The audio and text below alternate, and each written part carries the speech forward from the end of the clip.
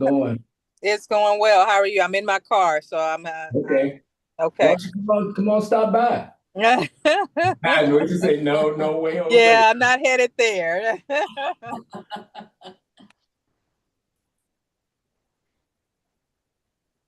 Sue, thanks for answering all my questions. Oh yeah, no worries. I thought they were very good and helpful for me. Helpful to have another set of eyes looking at stuff and appreciate it. No, I appreciate you. All right. All right, we are live. So we have two of the co-chairs here, Kimberly and Andy. So either one of you could kick it off. Andy, why don't you do it? Kick it off. All right, yeah. Thank you all for attending this evening's meeting to review our trustee business, which I believe should include our 2026 operating budget as prepared by Sue in the system. So, is this something we have to discuss in closed session or We will part of it, yes. part of it? Yeah. Well, I guess I'll call the meeting to order to discuss our 2026 operating budget. We'll do a roll call first, Andy. All right. Sue, can you take a roll call, please? Christina Bennett. Candace Carter Oliver. Present. Lois Cross. Present. William Heisey. Join. Emily Hubbard.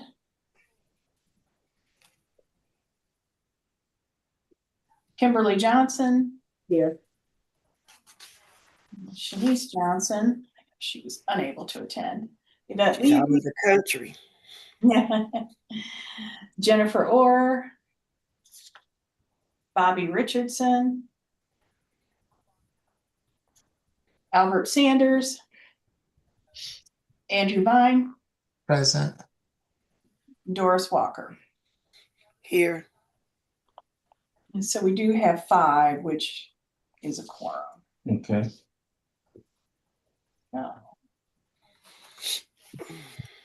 We start by taking a look at the trustee business expenses.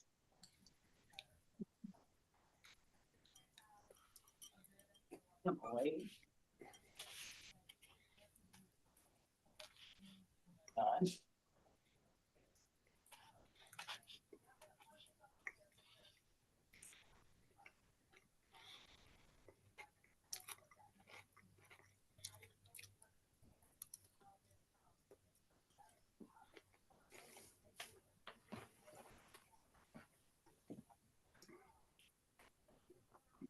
More.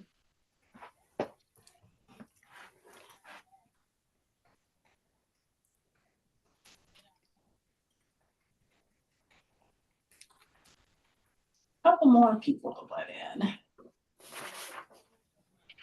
Okay. So this is a compilation of all of the expenses, travel expenses throughout the course of the year. So trustees are able to attend conferences. There is a requirement that trustees that have been on the board for longer than a year have to have at least 2 hours of continuing education. So, you know, that can include a variety of things, and a lot of times it can be conferences. So there are some main conferences that the system participates in, sponsored by MAPERS, which is a Missouri-based public education retirement system. And that's a great conference that's held in July at Lake of the Ozarks every year.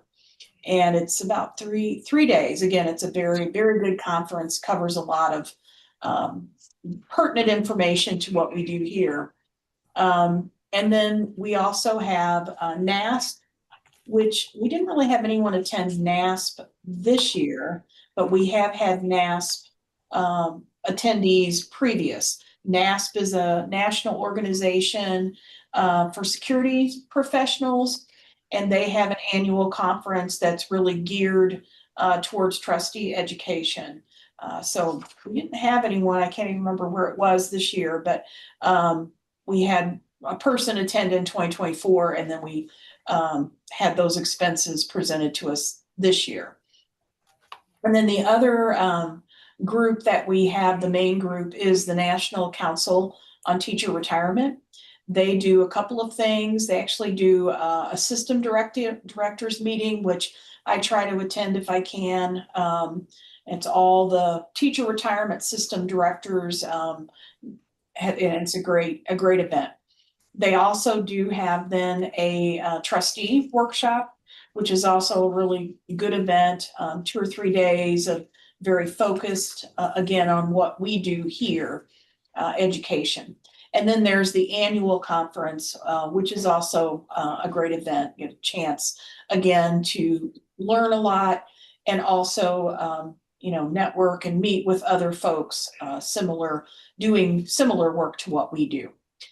And then the latest group that was added was through Mariner.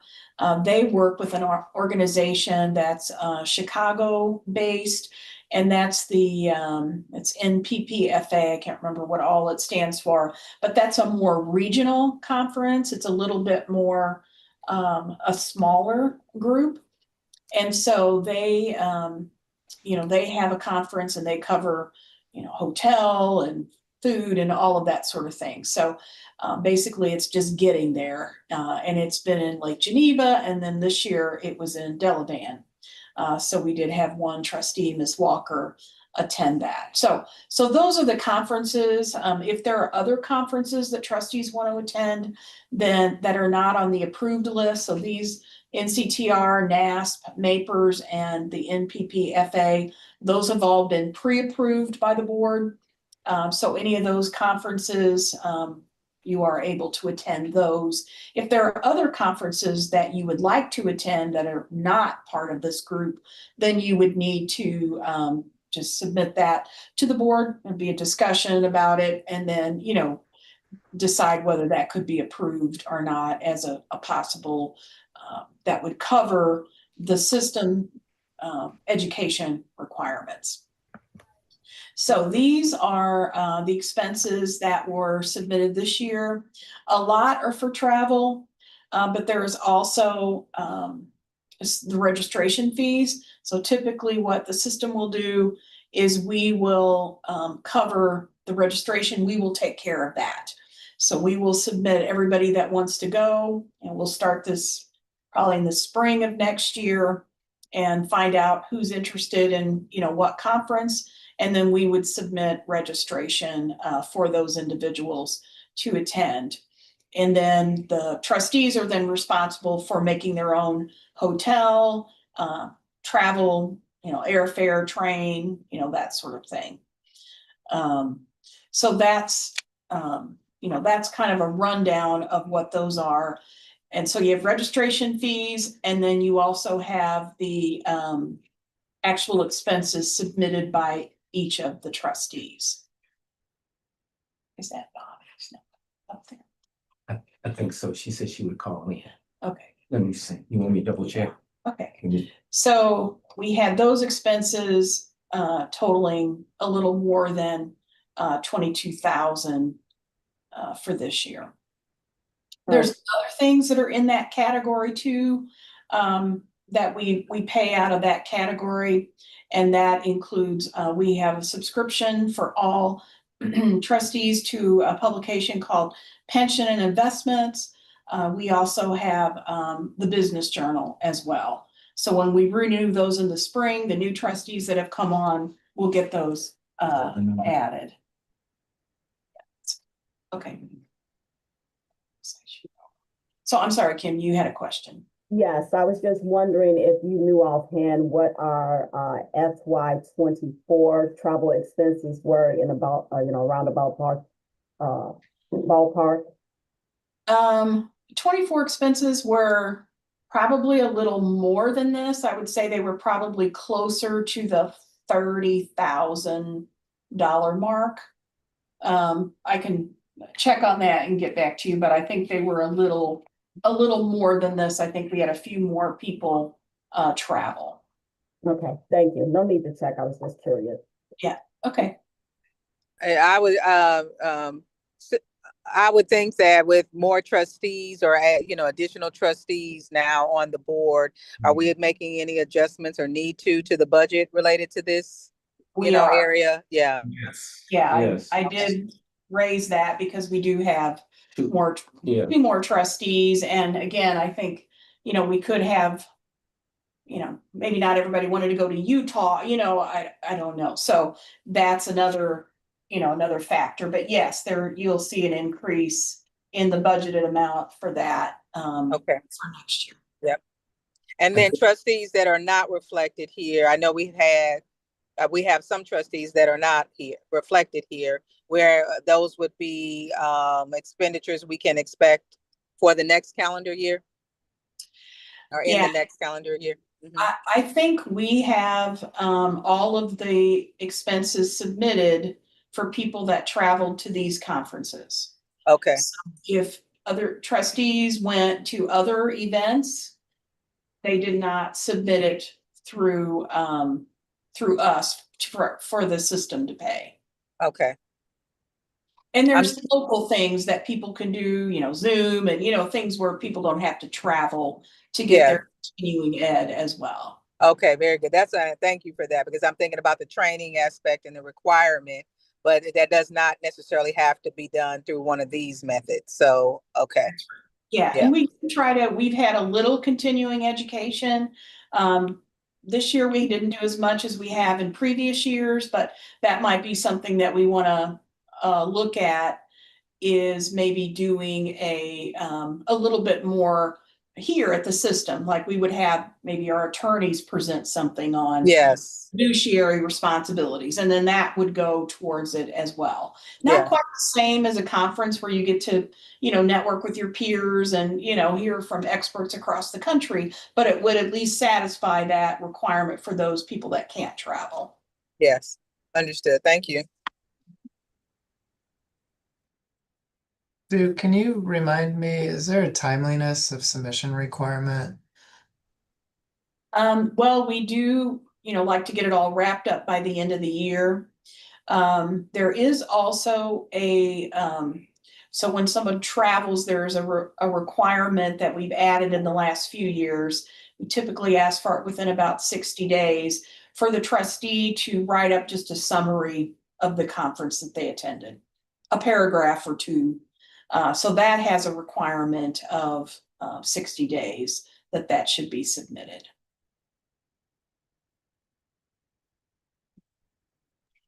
Okay, thanks. Mm-hmm. Anything else on the travel?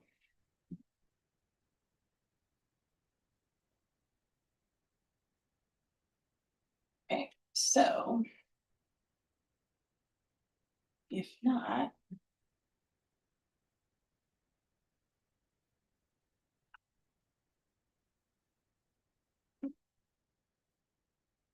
so I'll put up a motion here, because we've been doing this throughout the year, but then, we would want to, oops, sorry. Let's see. We also would want to then have that motion wrapped up for the whole year. So that will take care of that, the travel expenses for 2025. This would be a recommendation from the committee then to the full board at Monday's meeting.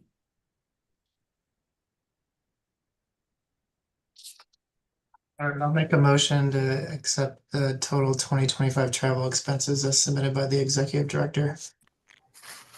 Second. Second.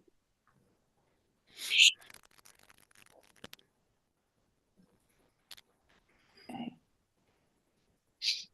And if there's no other discussion, I can do a roll call.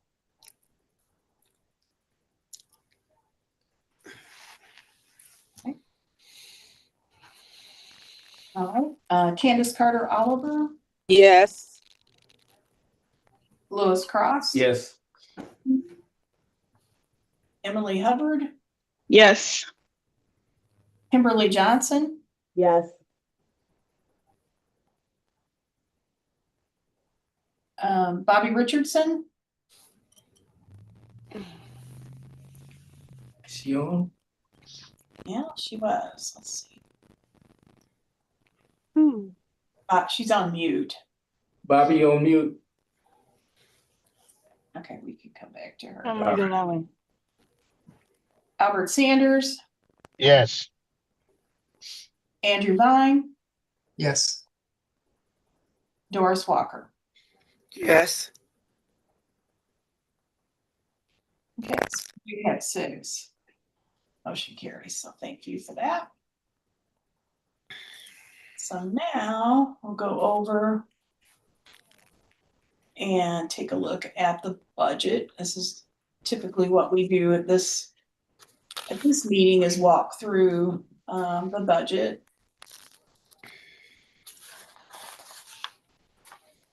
And this is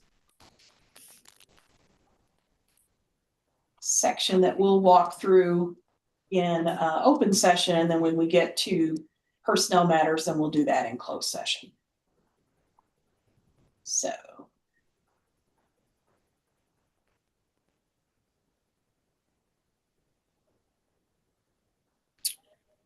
this was sent out by email, also regular mail. So hopefully everyone got that.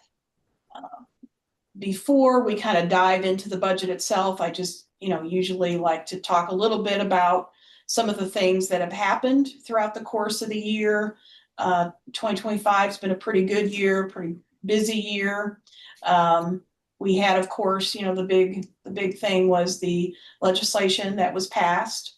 That was something we worked on early part of the year, really starting in last year, end of the year. We had meetings with SLPS and charter schools, and then continued those discussions in spring when the legislature opened, and then eventually that legislation was passed.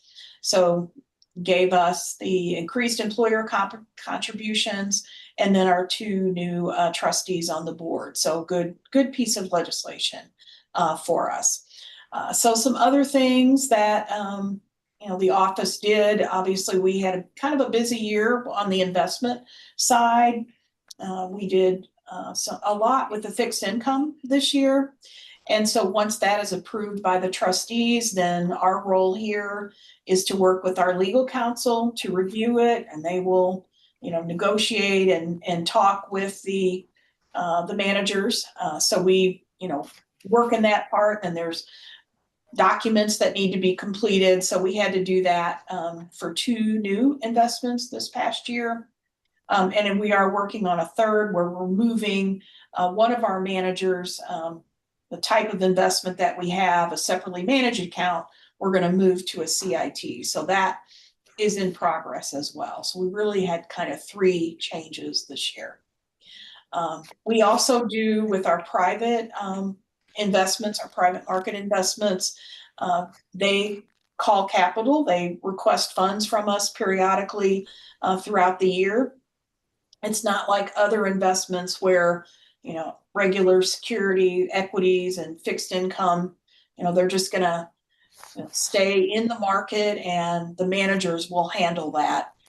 What happens, reinvesting and, all the activity, all the trading, that's going to be handled by the managers. With the private market investments, they will periodically ask us for funds as they come upon new investments. So we had a pretty busy year, about $15 million that we had to send to our private market investments. We have about 130 million, almost 130 million in these private market type investments. We did get some money back in. So we were, because we had quite a few investments in 2021, 2022. We're still in the giving capital stage, but we are starting to see some capital returned to us. So we have a little bit of a gap, but we had about $10 million that came in. So typically those funds then go in our custodial account and that are used to pay pensions or other capital calls that are needed. So that was a pretty busy year. We also updated the website. It's been quite a few years since the website went live. And so a lot of needed updates and hopefully made that website a lot more user-friendly for folks. In last year's budget, we had some funds set aside to assist us with public relations and media. And so that is paid off in a number of different ways. And that includes postings on LinkedIn and then just newly created a Facebook page. And we'll talk about that more at Monday's meeting. But again, trying to do outreach to our members, trying to make sure that folks know who PSRS STL is. As part of the audit, we do the annual report after the audit is complete. And then we submit that to the Government Finance Officers Association for them to review that for their Certificate of Excellence. And so that was awarded for the 2023 annual report. The 2024 report is still under review, so we don't have an answer on that one yet, but are hopeful that we will receive that GFOA award. We've received it for the past, many years, probably at least 15 years. So we continue to hope to receive that every year. And then kind of a small thing, but something that I felt pretty strongly about, when I actually first came here, and it was a little difficult with technology, but, we did not have an assistance store, a handicap assistance store. So we'd see people, bringing members in and wheelchairs and walkers, and it was difficult for them. So we finally found upon a vendor that was able to get that in keeping with our security. So, very, very proud to have that. Hopefully a lot easier for folks as they come in. And then a few other things just to comment on the audit services that we completed that RFP. Next year it's going to be an even busier RFP season, but this year it's a pretty important one, looking at the auditor, and obviously then a selection was made for a new firm. We're going to have a slightly lower cost, and then hopefully get off to a good start. We've already had some preliminary discussions with the new firm, and excited about working with them. Are they going to be able to do the? Is your firm going to be able to do the 1099s? The 1099s, yeah. We have gotten agreement from the prior firm to handle the 1099s for 2025, since that's a pretty quick turnaround. Another really big project is our pension administration system. There's 5 deliverables with that. And then we are finishing up with the first deliverable right now, which really is just kind of the overall framework of the system, some member service, member information. So that is in full swing. So we'll start, we'll finish deliverable 1 and we'll move on to deliverable 2. And so we're paying for this over about 3 years. We paid a little bit last year, more significant this year, more significant in 26, and then 27 probably will be pretty much wrapped up, and then just pay the maintenance fees ongoing. Another RFP, we did 2 other RFPs for Medicare Advantage and for Vision. Medicare Advantage was very successful. We were able to, in coordination with our insurance consultant, able to get a premium decrease.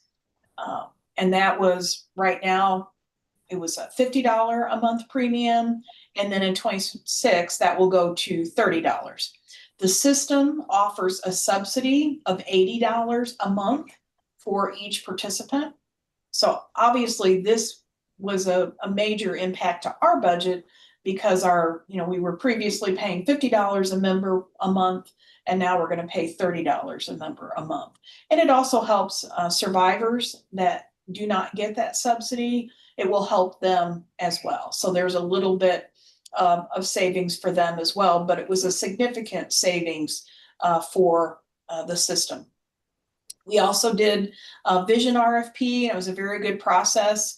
And we retained on the Medicare Advantage, we retained United Healthcare as our provider. And then on the vision, we also retained IMED as the provider as well. That one, there was a little bit of an increase in cost. It says 8%, but it's like 20 cents a month per employee or per member. And again, we do have the subsidy there that covers that full premium. So we will see a little bit of an impact to our budget there because that amount has increased.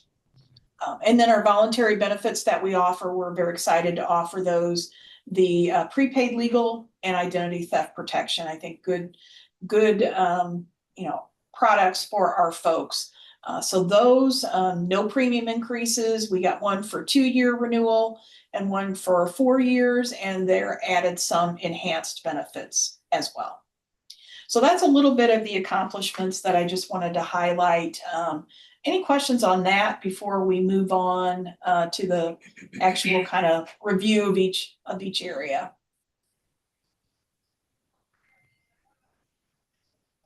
So I'll go past this because then we'll cover those things. But again, as we go, please feel free to ask any questions that you have.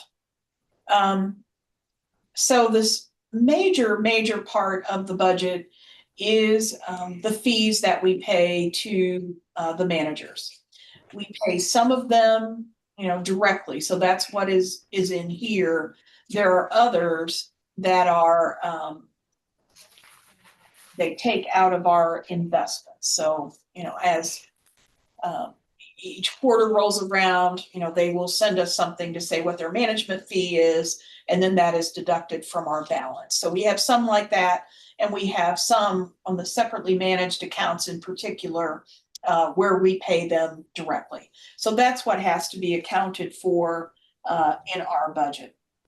And so what we are estimating is it's going to be a little less this year, down about 2.5 million from 2.8, and that is a lot to do with Mariner has done a very good job of negotiating lower fees, moving some investments into index funds as needed.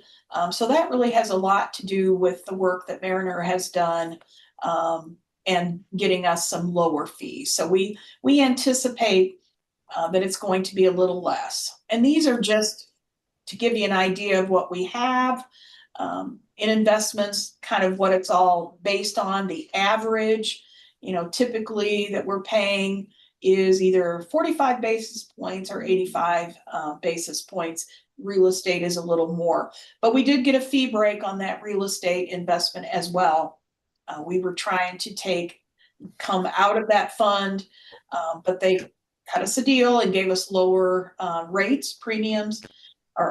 fees until things turn around in the real estate market, which it has for this past year, and then maybe we could ask for a full redemption. But for now, we are not in the queue to get out of the fund. We are just taking advantage of some lower fees. We are taking cash dividends, though, instead of those being reinvested. So it's kind of maybe a backdoor way of getting our funds out as well. So that's what we anticipate in fees for 2026. We also have a custodian, which is PNC Bank, that we pay as well. And so we have that agreement for 5 years. We are in the second year of that agreement. So we are at 1.25 basis points. And then there might occasionally be some small little things extra that might pop up. So we have just a little extra in there, but and again, depending on if the fund grows, then we might need to look at it a little bit more as far as fees. So that's just a little cushion in there in case it's needed. Funds for the investment consultant, Mariner. again, formerly ANCO. We have worked with Mariner since 2022. And so they will be one of the ones that we will be doing RFP. That particular will be an RFP for 2026 for a possible 2027 start. So their fees, we started out in 22 for the first 3 years. We were at 190,000, and then last year they increased it slightly, but will not be increasing it in 2026. And then just to explain, sorry, before I get too far, is the line underneath at the bottom is what is the current year's budget, and the dark highlighted is what we're requesting for 2026. So I apologize, I explained that. All right, then we get down to the actuary. Yeah, so the actuary is currently Gallagher, formerly known as Buck. They were purchased by Gallagher a few years ago. So we have several iterations of Gallagher that we work with: insurance consultant, our business insurance, and then we also have this Gallagher, which does our actuarial work. So this year the amount is increasing. Again, our agreement with them, most recent agreement with them, started in 2022. We did an RFP, selected Gallagher at that time. And so their fee included some cost of living adjustments in there for years after the first year for certain things. So that's factored in here. But there are two other items that are significant in here that we'll need to pay for in 2026. The experience study is done every 5 years, and that is a requirement of our system that we do that every 5 years. So it was done in December of 21. So after the valuation is completed in June, there will then be a period of time where they'll work on the experience study, and then we'll plan to present that most likely in December of 26. And what the experience study does is it takes a look at all of the assumptions that the actuary uses in their valuation. And there are a lot of assumptions. And so that is the time where they can kind of look and see, well, we're using this table that's no longer really kind of the best practice. So maybe we need to move to this table. So those are the kind of things that they bring to us. And then the trustees would decide whether they want to implement or not. A key thing that we changed in 2021 was the investment return assumption that was previously at 7.5%. And now that was lowered to 7%. So more in keeping with what is expected for investment returns. And so there are also salary increase assumptions for members. Inflation, that's probably going to be a key one, because in 2021 it was pretty low. It's been a lot about volatility since then. So it'll be interesting to see what that looks like. So that's a big cost item. And then the other item that's in here is something that I'm not aware that the system has done before, but I think is also best practice. And that is to have an audit of our valuation. So that would be have another actuarial firm just take a look at what our audit, our valuation rather looks like, and then, give us their feedback on that. So I thought this would be a good year to do that as we look at, or 2026 would be a good year to do that as we are looking at RFP for the actuarial services. So estimating that that's probably going to cost about 20 to 25,000. And then the experience study would also cost about 25,000 as well. So I'll pause there and just see before we move on if there's any questions on that one, because that one's a little bigger.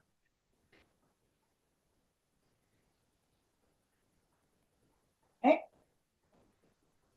And then moving on to legal services, we changed legal service providers, attorneys back in 2024.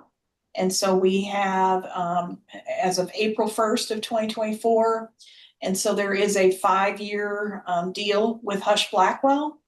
And that is, we have kind of a unique arrangement that they bill us so much each month.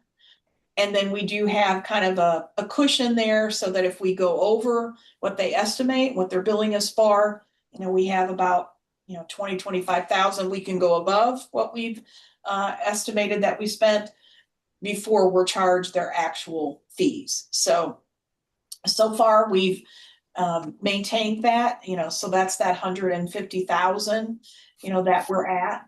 And then we also do have some specialized anytime we change investments. So this year when we had those fixed income investments, we do need legal counsel to review and negotiate and prepare documents. So that is some additional work that we would have them do. So that's included in there as well. So not really, little decrease this year in the legal budget. And that's primarily because of HB strategies. So when we started with the advocacy work in Jefferson City, it was Hush Blackwell that was doing that for us when we first started.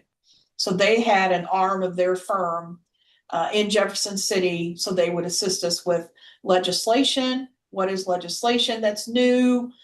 What is, any recommendations on things that we need to do? So we had that probably for about the first year. It was actually Hush Blackwell. Well, then that firm or that part of Hush Blackwell became its own independent entity. And so now that's known as HB Strategies. So they have been providing us that assistance for a lot of 2025. I think the changeover happened in February or March of this year. And so, they bill us monthly. It's predictable. We know what it's going to be. And so I think that is able to help us. We weren't sure before when it was Hush Blackwell and doing work. But now that we have this separate entity, they bill us, it's a little more than $4,000 a month throughout the year.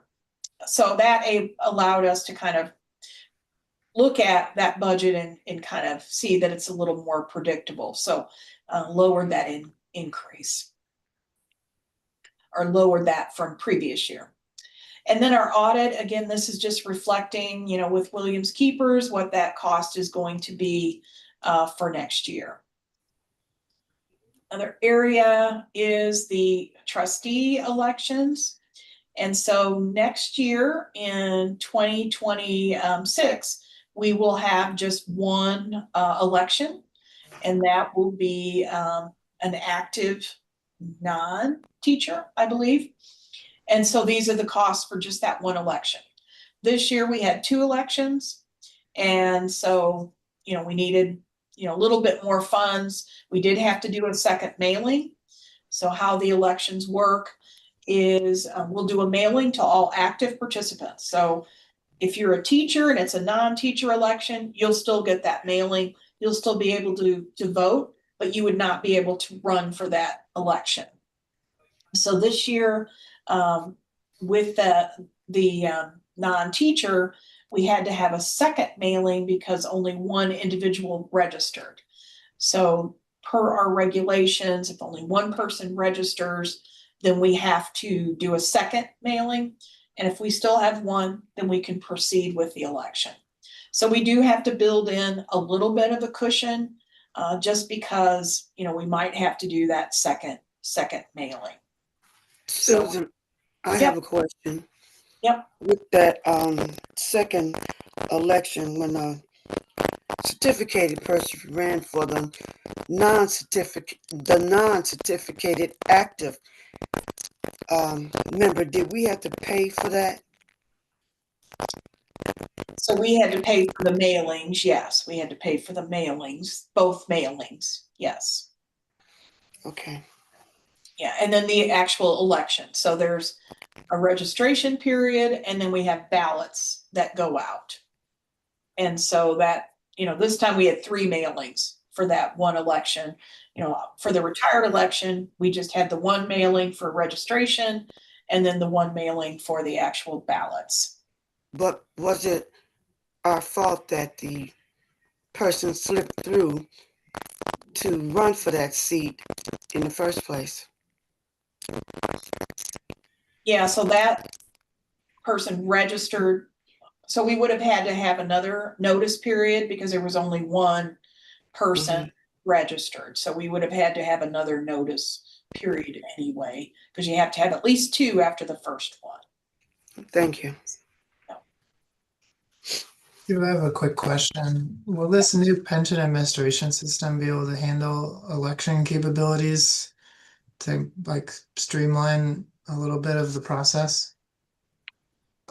You know, that's not something we've talked with them about. And we do keep the election process is really kind of separate from the office here. So Williams Keepers will actually handle that election. So they will take care of that. You know, we did talk about, you know, how that's going to work with them in Columbia, because there is a provision that allows when the ballots are cast or counted for someone to come and witness that. So we talked about maybe having that here instead of making somebody drive all the way to Columbia. So typically the system doesn't really handle, we will assist. Obviously we pay for all the postage. You know, we do some of the printing in-house, not for the ballot, but we do for the registration just because it saves cost. But other than that, that's been handled by the audit firm, the election piece itself. Okay, yeah, I'm just curious, since we're building out this new system, if that's something we could potentially put in there as a function that could, you know, eliminate all the costs of postage and all the time that it takes to facilitate that process. Just a Yeah. thought in my head. I don't know if it's in the roadmap or not, but that's just where my head went. Yeah, I have a question. I have a question. What, Andy, what would that mean? How would the pension system handle that? I guess I don't understand the question you're asking. How would the, Yeah, so I guess if the pension system is essentially a database of all of our active and inactive members, is there a way that through the administration system we can facilitate some sort of notification process about open seats on the board, as well as facilitate some sort of voting process, which would be, you know, administered through email or some sort of link that is Anybody sent else out want to through go email? to the thing? Something along those lines. I'm just curious if the system can even handle such a process. that'd be interesting. I like the separate part of it where we're sort of Sue and her people are not involved in it at all except postage. Otherwise, it could start becoming like one of those. Oh, they're putting more towards. They're more focused on the incumbents or whatever. But I like keeping it separate that way, where the auditing firm takes care of it, where you have to say you want to do it instead of depending on people to check emails. I did. They don't. Go ahead, Al, I'm sorry. No, I'm good. Okay, I think there is a way that we can cut costs. Andy and I'd be willing to work with you and Dr. Sanders to see when with the new firm, if in fact there are some ways that we can cut costs. One of the ways that I know we can cut costs is to have one election and get the right number of people in the right classes, and so we don't have to do it a second time. I do know that.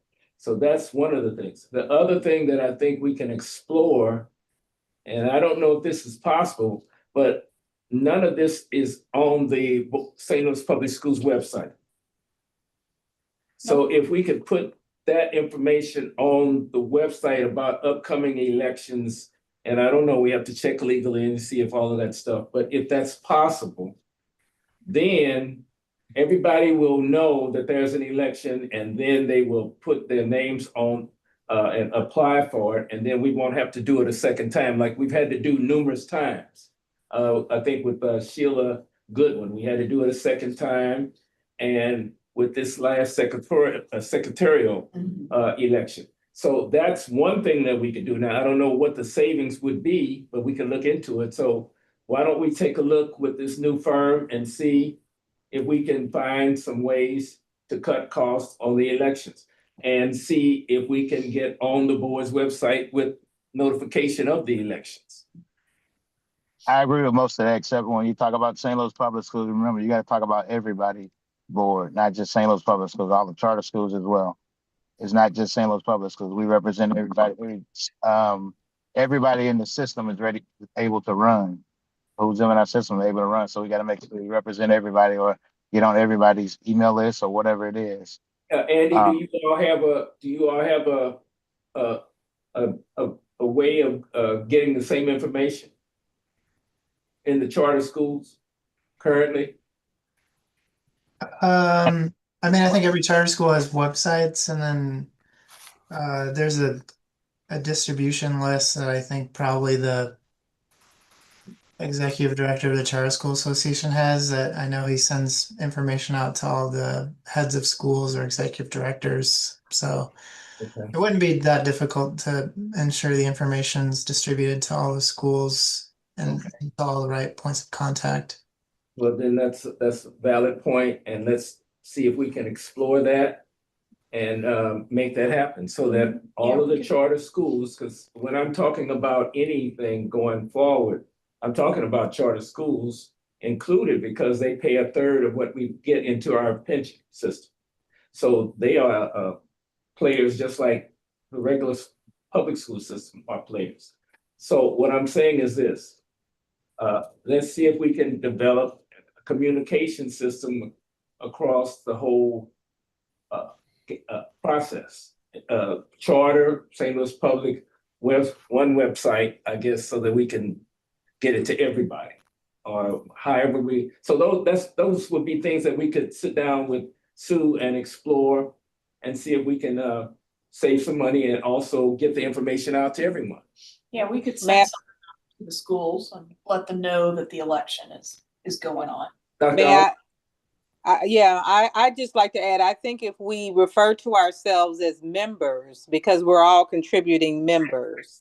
Exactly. And so if we do that, and we should all as members be aware of the PSRS system and its website. And what we want is all members is to consult it and, receive information from it. I did notice one time on our LinkedIn or some posting where we separate. We may say something like St. Louis Public Schools and our charter schools. And I'm thinking we just we're talking about members, contributors, whether they're, employed by a charter school or employed by SLPS, so we may just want to look at how we're couching it so that we can make sure that the communication aligns with it. But Dr. Alva, I'm so glad that you wanted to join Andy and Dr. Sanders and myself in getting this done, and thank you so much. Yeah. And it's inclined to the strategic plan that we learned at our conference about having just some key solid goals, right? That we are tracking, that it's a part of our strategic plan in areas that we want to see us grow in. So, yeah. Okay. Louis. I know we got. Okay, I'm sorry. Go ahead. Doris? Is that you, Albert, interrupting me? Yeah, it was me. Okay. Well, Louis, the other thing about St. Louis Public School website, you have to understand something. A lot of people do not turn on St. Louis Public Schools website. You can do it to the individual schools. They have websites. Just clear it with the superintendent. She'd probably go along with it. Yeah, that's what we would be exploring. We'll look at all of the ways that we can get this information to all of the players, all of the members, as Dr. Oliver said, so that everybody is aware of what's going on in terms of PSRP, STL, and especially with elections, and then hopefully with everything. Yeah. I just thought you were trying to so that every charter school can get the same information as they get in the public schools. Well, and I I just think thought it. you were just trying to exclude the schools, because the schools look at their website, the teachers and everyone else look at their website. No one really pays attention to what SLPS is saying. And I think I think what is important is that we become. I know Dr. Candace Oliver. You were saying how it'll say St. Louis Public Schools and charter schools. That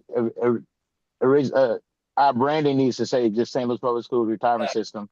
Mhm. But I think we also got to be understand that when you say that, you still gonna have. I believe some people don't know that includes charter. I see. Okay. So if we don't I mean, even when Lewis was just talking, I think he kind of clarified it when he just said St. Louis, public schools. I'm like, no, we also got to include the charter schools because they pay into our system as well. So we got to be careful that we do make sure our members, especially old people who are retired and don't, who can care less, don't look at who's in the thing, that we don't exclude a third of our membership because we just say St. Louis Public School Retirement System or St. Sure. Louis Public Retirement System. Yeah. We're still educating. I'm hearing we're still educating, right, the public, the fact that who the members are. And so naming them sometimes helps, right now at least, for everyone to know who the contributors are. So, yeah. That'll be part of what we do in that meeting that we have, possibly, I'm just throwing it out here. You have to add that to the name. You have to add PSR, PSTL / charter schools or something like that. I don't know legally if you can do Yeah, I mean, we're set by state by statutes. state statute. Yeah. Yeah, so, but we'll look at it and make sure that everybody feels vested and included, because they are vested. Yeah. They're paying, so we got Make to sure it's in the policy manual. Make sure you correct All that. right. If you're going to do that, Okay. put it in the policy. And I mean, honestly, it is in the policy because it says St. Louis Public School Retirement System. All schools are public schools, so it's in the thing. But I think we better move on so that we can get through what Sue can finish with what she was talking about. Okay. Sure, Albert. Well, thank you for that discussion. And I will say, as we're sitting here talking, we did not even post it on our website about the election. So that's something that I've noted for next time, that we can at least do that on our website, is have that. Because if people do reach out, like Dr. Oliver said, to go to our website, we could have something there. So, okay. So the next up is our technology. So I'm going to scroll down to where we get to the big, where that's broken down here. All right.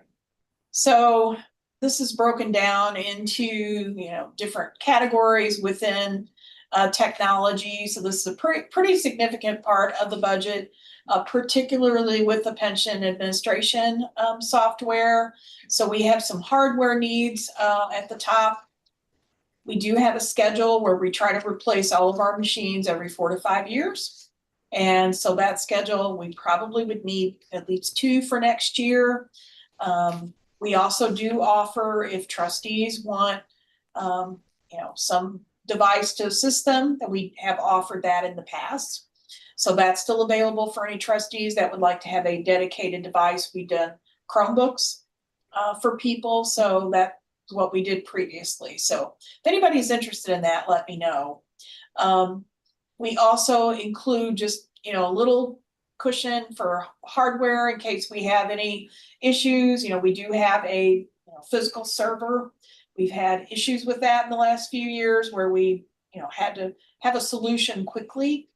So we like to just be flexible and have some funds there. And then security cameras, we're really pretty set on those, but we've had a few of those go out. And so, again, just in case we needed something to be replaced, that's there as well. But I think we have pretty good coverage on our security cameras now.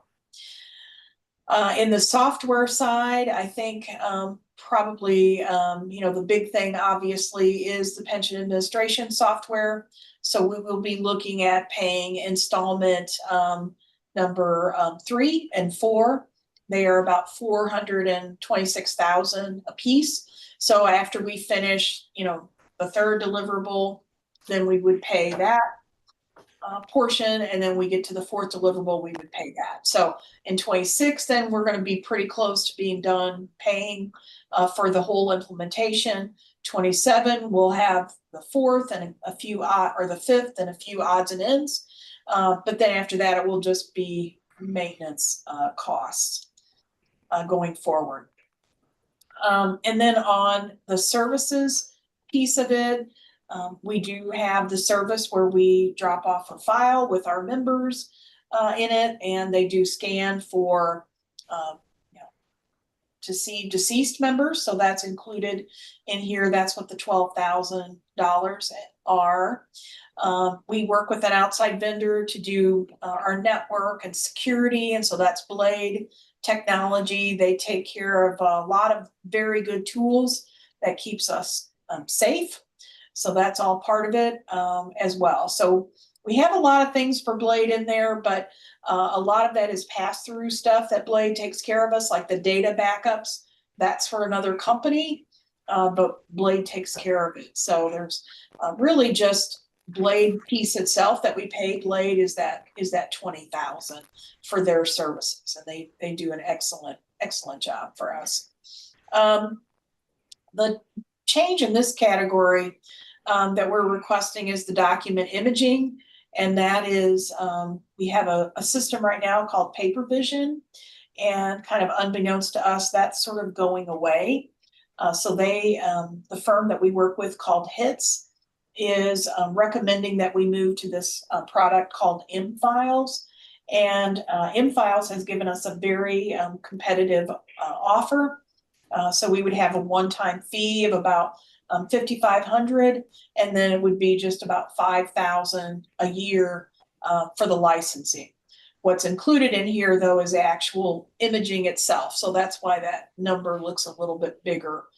So that's what we're requesting, is to be able to move to that new product. It's going to give us more flexibility, and really, I think not be a lot more expensive, because they are giving us a pretty good deal.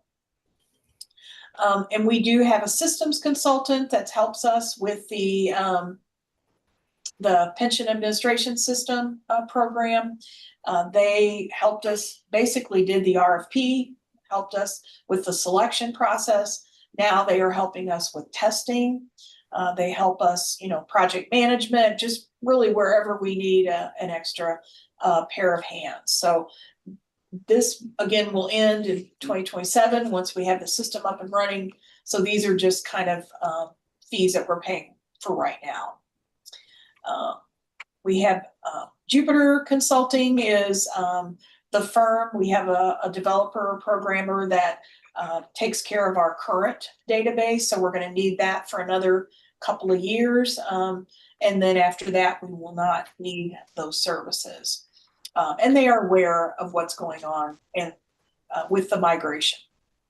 We will probably need some additional assistance from our vendors. So that's why we put extra 50 in there, again, just as part of this implementation. There's going to be a lot of stuff that we're going to need to pull from the system. We're already working on that, but it's going to get much more intense as we get closer to go live. So that's in there. And then we do have, a little bit with the new website. We do have them doing the postings. And so that, basically that would cover for the year any updates that we have to the website. So that's a lot. The budget is, we can go back up just a little increased over 2025. It's mostly staying the same, other than really just that imaging request that we have. So any questions on the technology?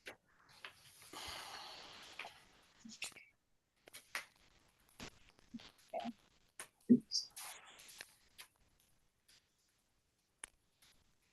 All right, I'll go back up to where we left off.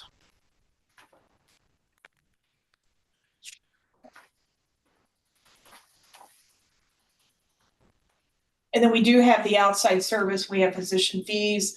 They take care of any disability applications that we have.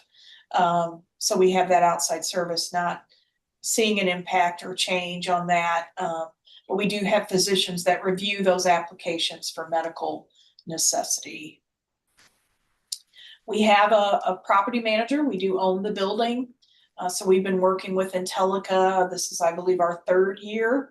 So again, we have another 5-year deal. So in a couple of years, we'll need to look at it. They too have done a great job for us. They're very responsive and have really helped us find a lot of good vendors to do some things, such as the person that took care of the door.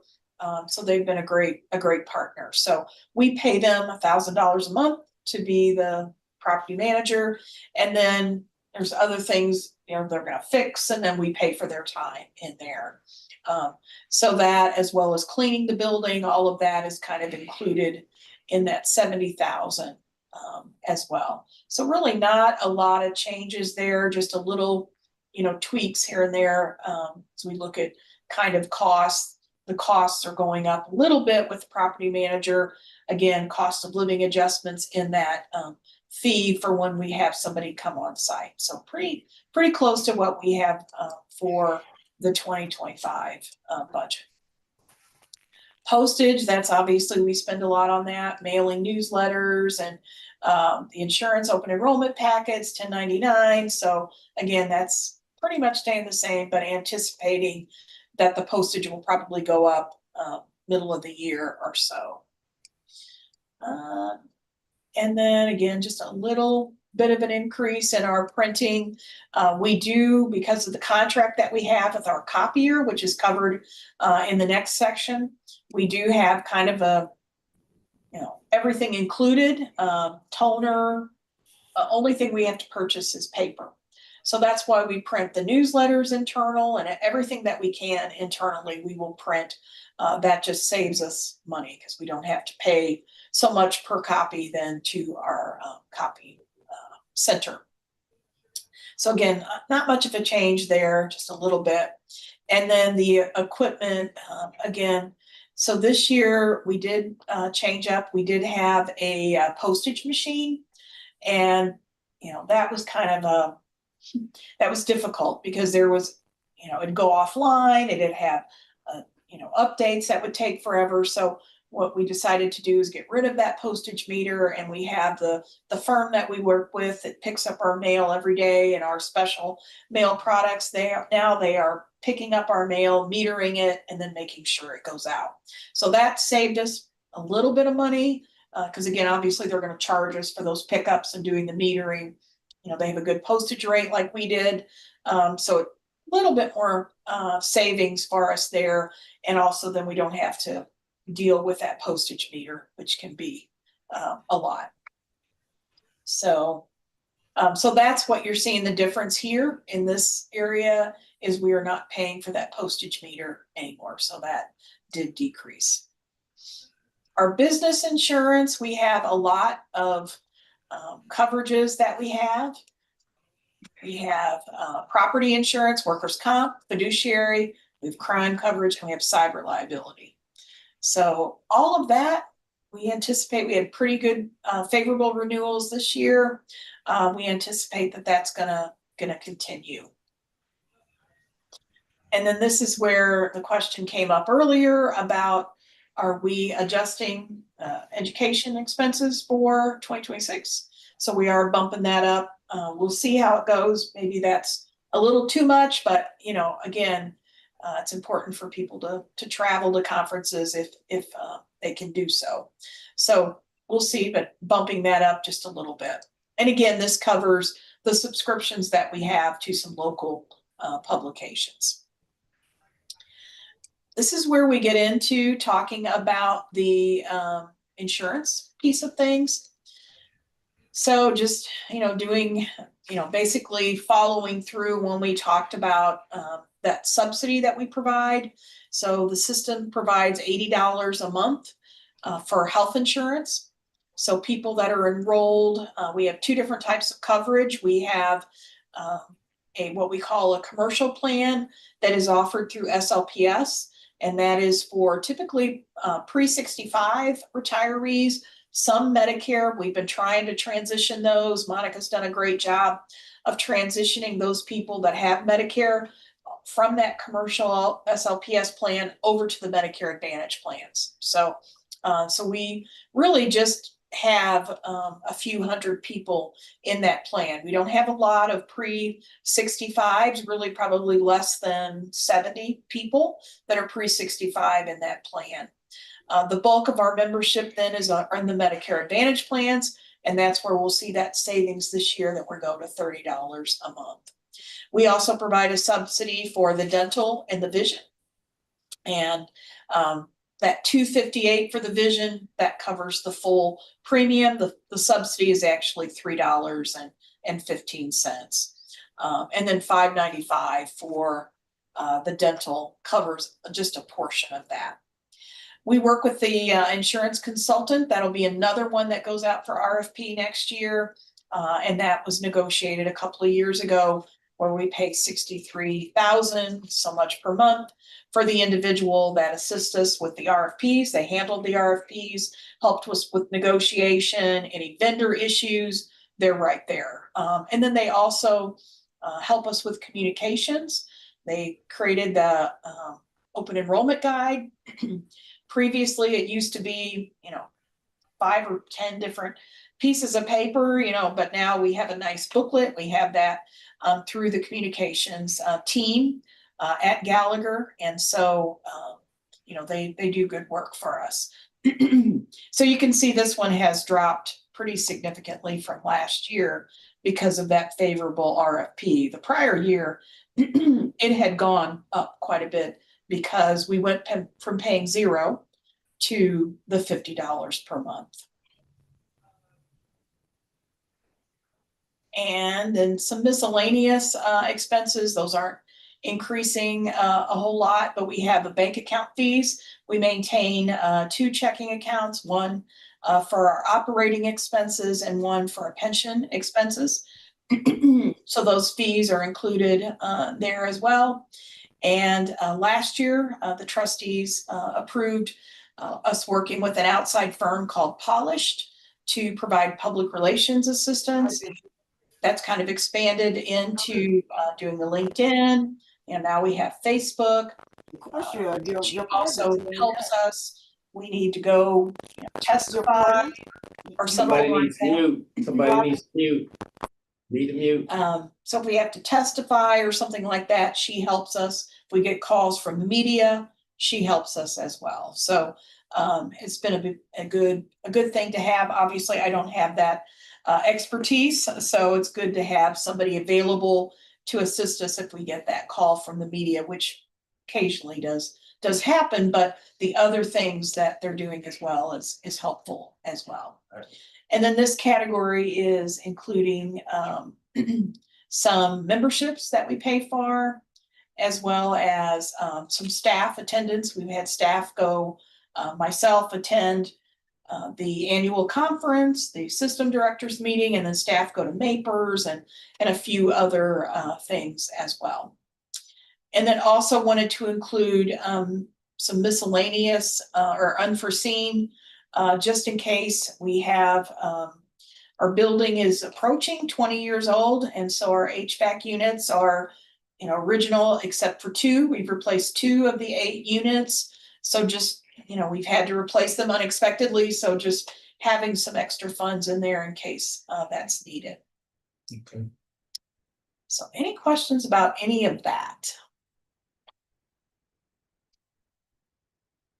And then special projects, again, the big thing there probably is, again, if we have to replace any of the units, we just have 2 of them go down. I think we have it covered, hopefully, without having to come back and ask for additional funds.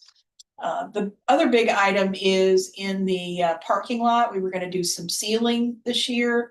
When they came out to give us estimates, they said, well, you've got some damage that you've got to take care of. There's kind of I don't know, Yep. a whole. So we got a bid actually, so we know that we'll cover that. And we do have some areas, the painting needs to be kind of freshened up. So that we're including in there as well. So any questions about any of that?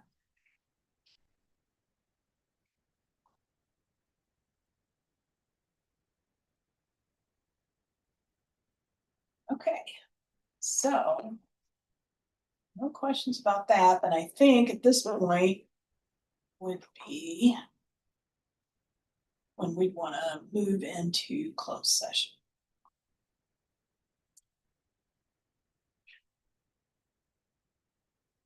Okay, we're ready to go into closed session, Andy and Kim. So you all wanna, somebody read so we can get into closed session. I make a motion to close the meeting and move into executive session to discuss personal matters pursuant to RSMO 610.02113. Second, Take a roll call, Sue? Okay. Candace Carter Oliver, Yes. Lois Cross. yes. Emily Hubbard.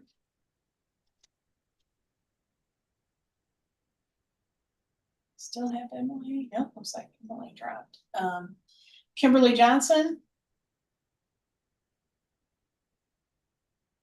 Kim, can you hear us? Jennifer Orr. I saw her just walk away.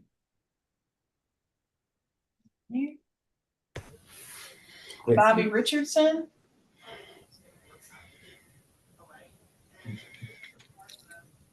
Looks like Bobby's on calling from a phone. Yeah. All right, but Albert Sanders, Yes. Andrew Vine, Yes. and Doris Walker. Yes. Okay, so we do have 5. So give me a moment. Hi, I'm sorry. I'm calling from my phone now. Yes. Okay, so you're yes. Thank you. Miss Orr? Miss Orr, can you hear us? She stepped away. Mm. Oh, here she comes. Okay, We can't hear you. all right. So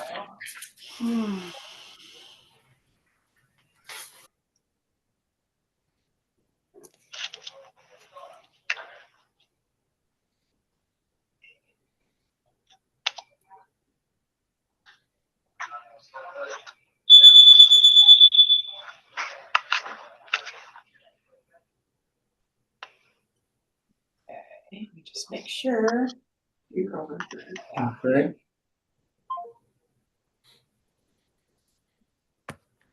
Okay, we are live. Okay. Is there a motion to adjourn? I make a motion to adjourn. Is there a second? Second. All in favor? Aye. Aye. Okay, see you on Monday. Thank Thank you you. so much for your time. Okay, thank you. Have a good evening. Thanks, Sue. Thanks, Bobby. Mhm. I'm headed to Vashon High School to talk to Dr. Berry now. Good night. Good night.